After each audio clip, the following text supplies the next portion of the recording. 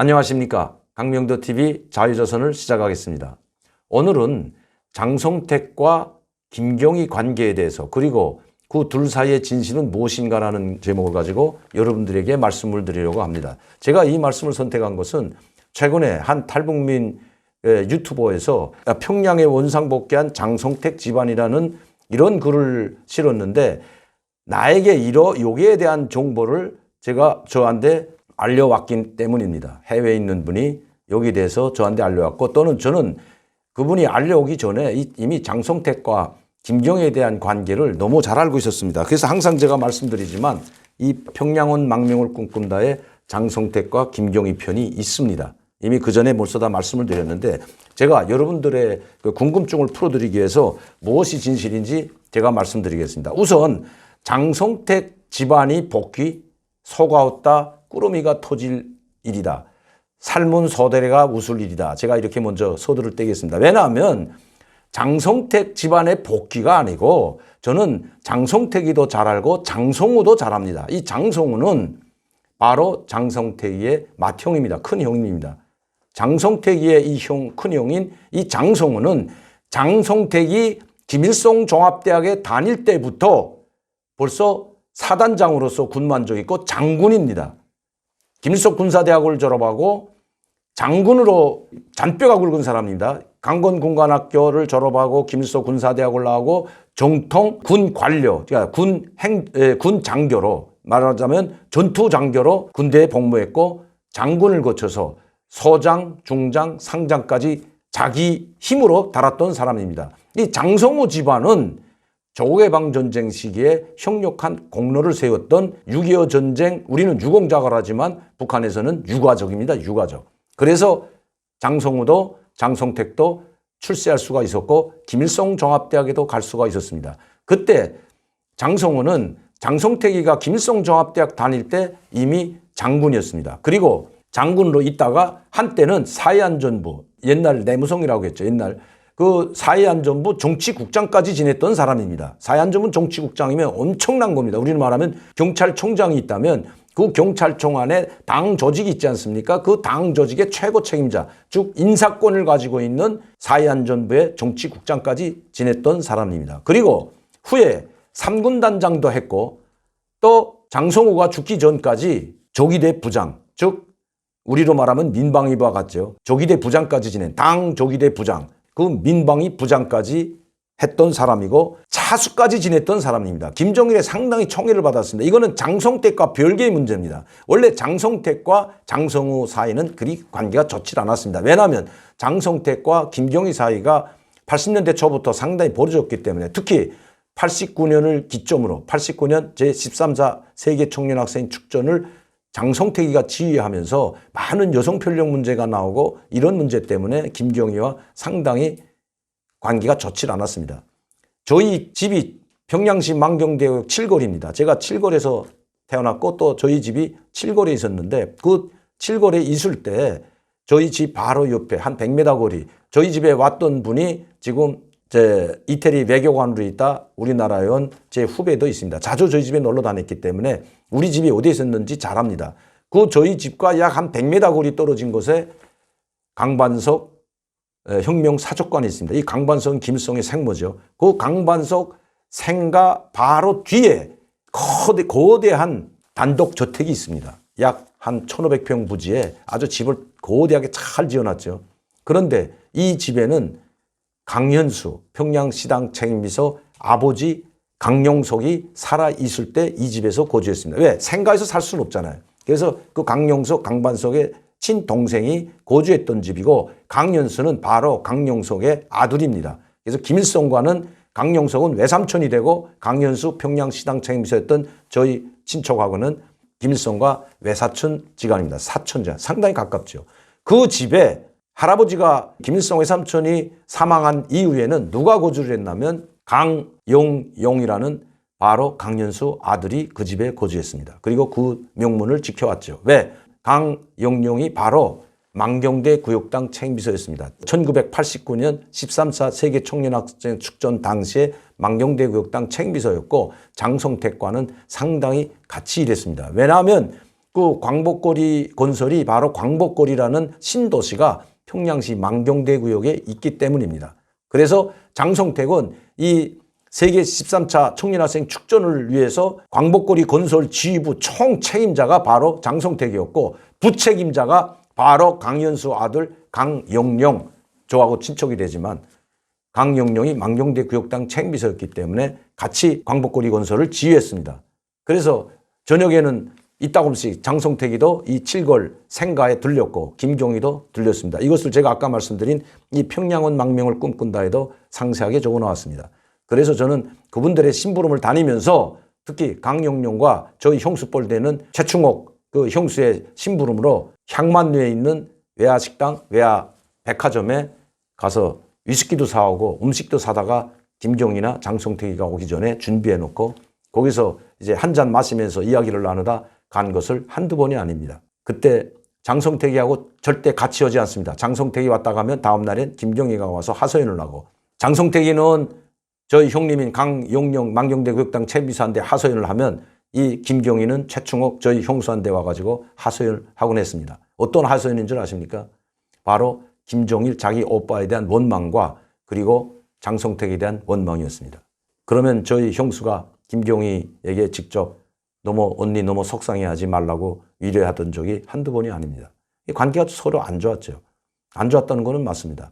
그렇다고 해서 김경희가 이번 장성택 처용 사건에 개입해서 장성택이 처용하는데 절대 지지한 것은 결코 아닙니다. 이것은 어느 한 사람의 말이 아니라 이미 북한에 있는 고위층들로부터 나온 이야기고, 지금도 모든 당 중앙위원회 조직부 내에서는 김경희에 대한 모든 걸 삭제했습니다. 이건 사실입니다. 기록용화에서도 삭제하고 모든 걸 다 삭제한 것은 사실입니다. 물론 태영호 공사 제 후배가 이야기했던 대사관에 있는 기록 사진까지는 삭제인지 모르지만 평양에 있는 기록물들은 삭제한 것이 다시 한번 확인했습니다. 그런데 장성택 집안이 복귀해가지고 마치도 김경희가 살아 돌아온 것처럼 이야기하기 때문에 여기서 제가 몇 가지 사실을 말씀드리고자 합니다. 이 장성우는 장성택의 그러한 부분을 상당히 좋아하지 않았습니다. 그래서 장성택을 항상 견제했고 타일렀고, 그렇게 생활하지 말라고 타일렀던 사람이 장성우입니다. 그래서 장성우는 바로 김종일이 있을 때 차수, 원수 다음이죠. 차수입니다. 이 왕별을 달았던 장성우입니다. 그래서 장성우가 죽은 다음에 차수였기 때문에 애국 열사릉에 앉힌 겁니다. 부관 참시요.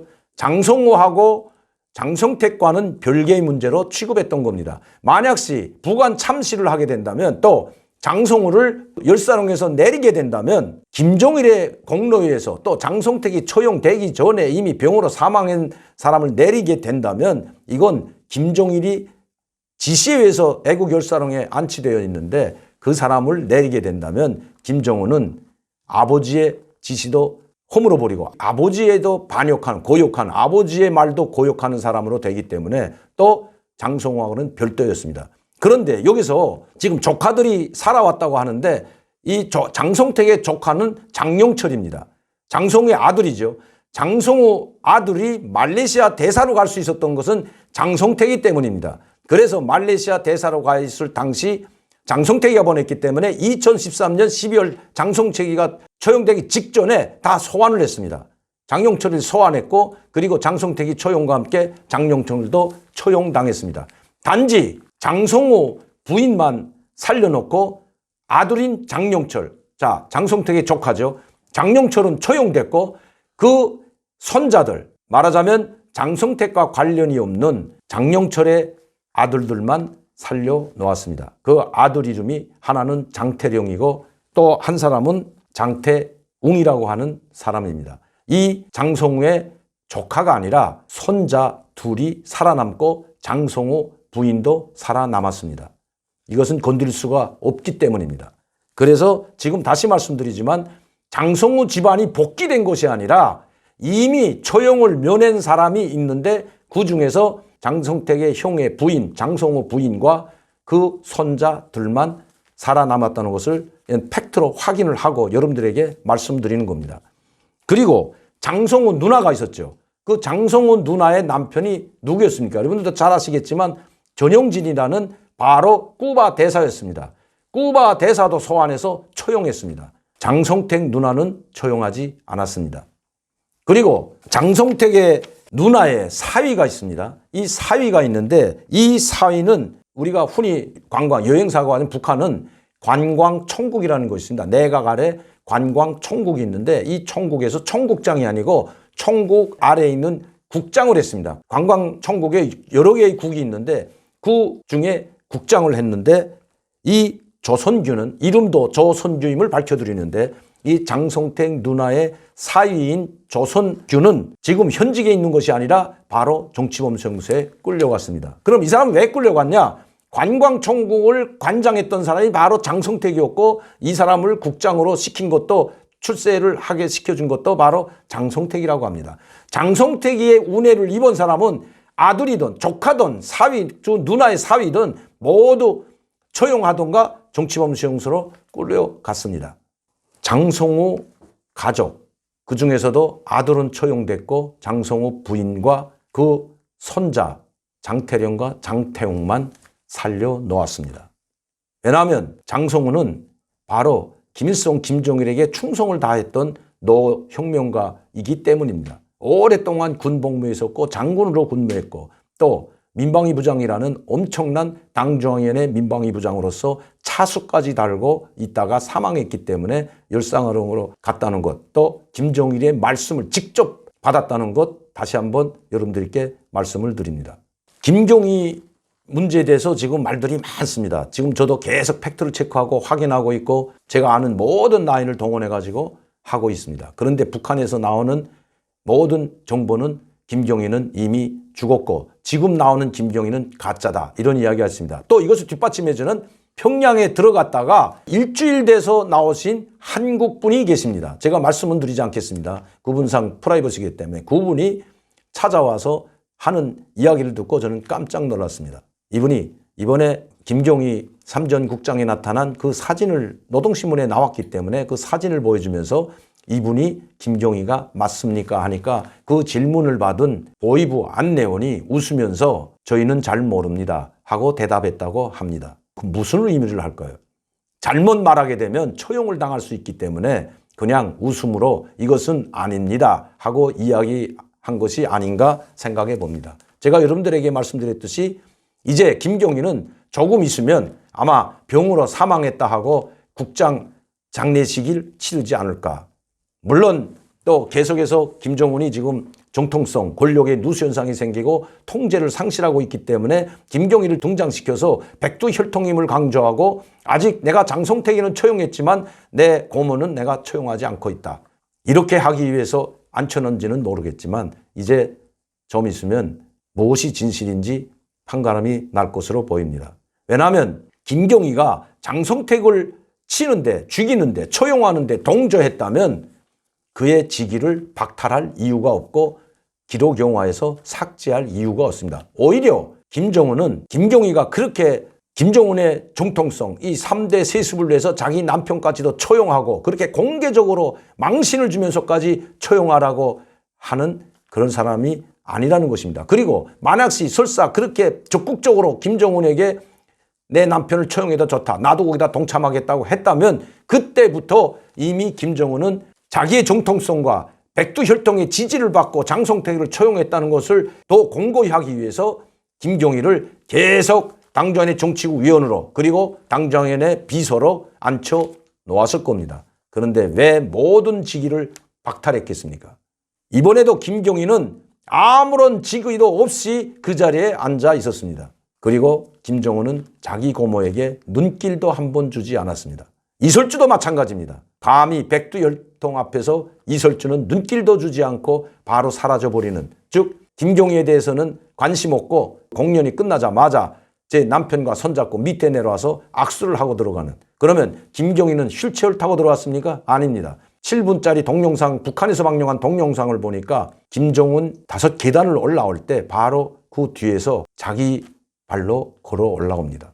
북한에 관한 모든 진실은 시간이 지나면 다 밝혀집니다. 이번 진실도 시간이 지나면 밝혀지리라고 생각합니다. 그리고 제가 이렇게 소상하게 이 장성우 집안에 대해서 여러분들께 말씀드렸습니다. 왜냐하면 진실은 진실이기 때문입니다. 그리고 복귀된 것이 아니라 이미 처형을 면했다는 것을 말씀드립니다.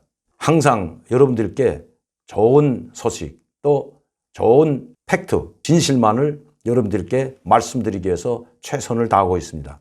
그리고 이러한 이름과 정보들은 정말 최고위직이 아니면, 북한에 있는 최고위직이 아니면 알 수가 없는 일입니다. 제가 누구한테서 이 정보를 받았다고 제가 여러분들께 말씀 못 드리지만 가장 김정은의 측근에 있는 사람이 이 진실을 저에게 전달해 줬다면 아마 여러분들은 기절초풍할 수도 있습니다, 여러분.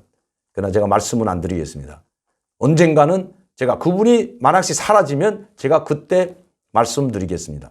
항상 좋은 진실만을 여러분들께 계속해서 또 좋은 정보만을 여러분들께 말씀드리고 알려드리는 역할, 그것이 바로 제가 할 일이고 이 유튜브가 개설된 이유이기도 합니다. 오늘도 저를 사랑해 주시고 격려해 주시고 지원해 주시는 여러분들께 진심으로 감사를 드립니다. 그리고 제가 대동강 오리불고기 이 코로나 바이러스 때문에 잠시 한 달간이라도 문을 닫는 것이 여러분들에게 좋지 않을까 생각했는데 많은 분들이, 오시는 분들이 그러면 안 된다, 그러지 말고 계속 문을 열라고 해서 제가 문을 닫지 않습니다. 코로나 바이러스 감염자가 왔다 간다면 몰라도 지금은 저희가 코로나 바이러스 감염자가 한 명도 들어온 적이 없기 때문에 아직은 저희가 문을 닫지 않고 손님이 떨어져서 닫으려고 하는 거 아닙니다. 손님이 없어서 저희가 적자가 나서 문을 닫으려고 했던 것이 아니고 여러분들의 건강을 생각해서 제가 약 한 달간 문을 닫는 것이 어떨까 그렇게 생각했던 점 죄송하게 생각하고 여러분들의 그 후원에 힘입어